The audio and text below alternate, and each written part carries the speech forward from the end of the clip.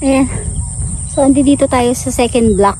Second block ng ampalayahan. So, ito yung magiging second batch ng ating ampalaya. At kung makikita nyo, meron tayong bagong balag dito. Bagong klase ng balag. So, yan yung binili namin na bagong klase ng balag. Nakita lang din namin to sa isang farmer. And, maganda siya. Magandang gamitin. Napakabilis ikabit. Hindi siya time consuming, less sa labor kasi kahit ikaw mag-isa kaya mo siyang ikabit. So, pakikita ko sa inyo ng malapitan. So ayan siya, oh, di ba maganda, parang bakod. So ayan. Tapos yung sitwasyon naman ng ating second batch ng ampalaya, which is Galaxy pa din, is ayan na. Ayan na sila, tumubo na. Ang galing, di ba? Oh, ayan na sila. So, mas maigi talaga na bago pa sila gumapang o magkaroon ng bigote, meron na silang kakapitan. Para hindi na sila sasahig pumunta. O, diba? So, after nung first batch, by end of October possible, makaka-harvest na dito sa pangalawang batch ng ampalaya. Yehey! Diba?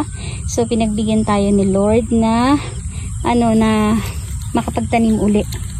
Kahit na nilubog tayo nung nakaraan at isang block lang yung, or isang lata lang ng ampalayang nabuhay, ayan, pinagkalooban pa rin tayo ng panibagong tanim.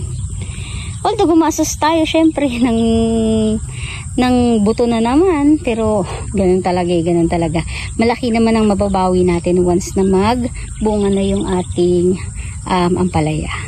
Ayan. So lahat sila gumapang na. So meron doon 1, 2, 3, 4, 5, 6, 6 na ano pa din yan. 6 na tudling pa din yan. Ayan o. 6 na tudling pa din yan. Ito, umano siya. Sa baba siya pumunta. Pag-utangin natin dito. Ayan, dito natin siya papuntahin para hindi siya pumunta sa sahig. Ayan yung pampakapit niya. Try natin pakapitin. Ayan sila, oh, magaganda. Ayan, oh, malulusog. Oh, yan na, mataas na. Ang ganda ng itsura nung ating bagong itong balag, yung gapangan. Kasi siya, ang ganda ng style. Tsaka madali siya naikabit kasi si daddy lang yung nagkabit niyan. Hindi siya nahirapan. O, diba? Lahat yan nilagyan. So, ready na talaga yung ating second block ng ampalaya. Tapos yung third block, meron na kaming butong nabili. Kailangan lang kailangan lang grass cutter lahat ng tumubong damo kasi nga matataas na doon eh. So, possible, mga siguro after 2 weeks, makapagtanim na rin tayo doon. After 2 weeks. Oo. After 2 weeks, makapagtanim na rin kami sa third block. Kasabay yun, 2 weeks or 3 weeks something. Tapos kasabay yun, pagsasabay namin taniman yung third block at saka yung first block. Kasi yung first block ng ampalayahan, which is ito, ayan, is na lang din yan eh. Siguro, by, third week ng October, patay na din to. So, na siya, matanda na. Palaos na din yung ampalaya. Oo, ayan yung mga sitaw. Yung mga sitaw, may mga tumubo dito eh. Galing pa to sa dating tanim. Siguro yung mga buto na nahulog. Kunin natin kasi ito, pang konsumo namin. Yung iba, sinishare. Inibigay namin sa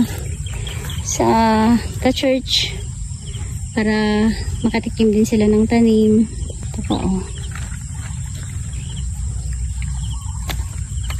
Diba? Ang ganda talaga na itsura ng Negro Star kapag bagong harvest. bagong tubo yung mga sitaw niya at saka tawag dito, pag talagang maganda yung gagapangan niya. Ayan pa oh, ang dami nila. Oh, diba? Oh, diba? Hindi pa lahat yan ah. May mga sitaw pa na nakatanim dun sa ibang tudling. Pero ito, nakuha ko lang sa ilang puno. Nakakatuwa, diba? May sitaw na naman ako nakuha.